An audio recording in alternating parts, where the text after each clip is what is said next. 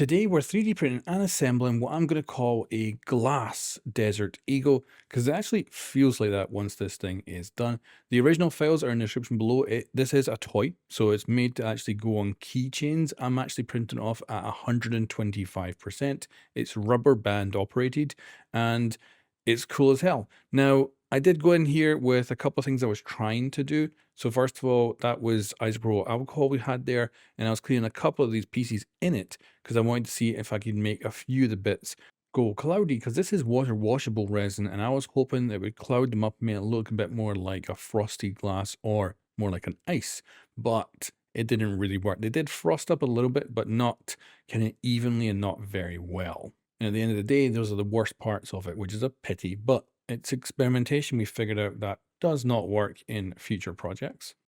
The resin I'm also using today is a cloudy black, but because I made this thing solid, it just looks like it's blue. But it's also heavy because the major body elements are 100% just solid resin, and it feels really good in the hand. So as you can see here, we're going ahead and getting this fully assembled. I did a bunch of sanding with files and stuff just to make sure everything went together really well. And it obviously has a rail at the top here where we're going to have a section that'll move over it. As you can see, these two parts are going to go on, but we're almost done. This is the thing. This thing is almost complete. Now, this is where you need to get a rubber band, because this is a rubber band little operated toy. Doesn't do anything, but just pulls this back.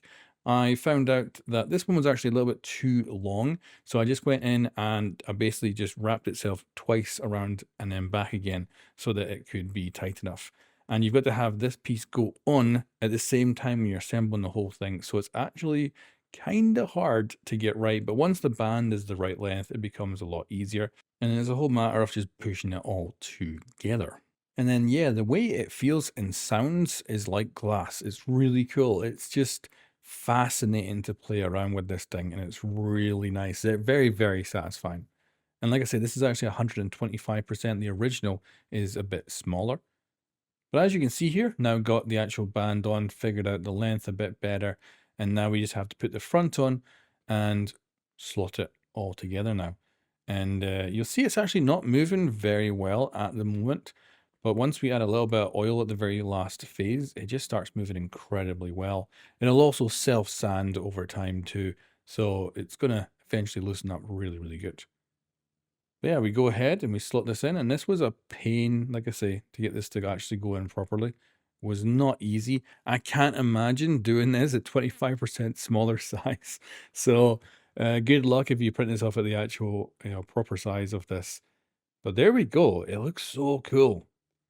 And just to show that this is actually transparent, in the right light, you will see that you can see through the entire lot.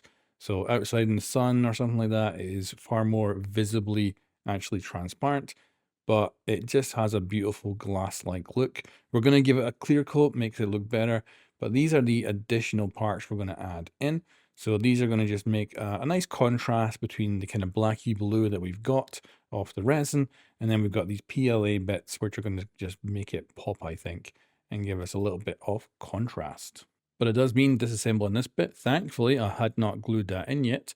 Then we go ahead and put this in. You got to make sure as well that it goes low enough that it's not going to actually interact. As you'll see, it wants to hit that.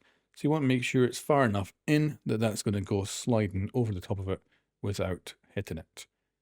And yeah, it's just a matter of going ahead and gluing the other pieces on. And I printed these off actually 1% smaller, just so that hopefully they would go in a little bit easier. And I'm glad I did, because they weren't, they were definitely snug. So yeah, and then go ahead and attach the front. This is when I figured out, oh, I'm going to need to glue the front on. It's a really tight pressure fit, but there's a lot of weight moving in here because this resin's solid. And after a few times trying this out, I realized, yeah, we definitely need to glue the front on. But went ahead, glued it up, and this is what we have at the end of the day. So this is now being clear coated, and it looks amazing. You can see my failed cloudiness and where the hand would go there.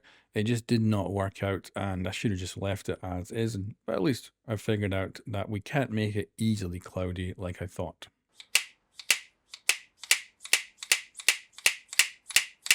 And yeah, this is an incredibly satisfying little fidget toy. It's also got weight to it too because it is solid resin.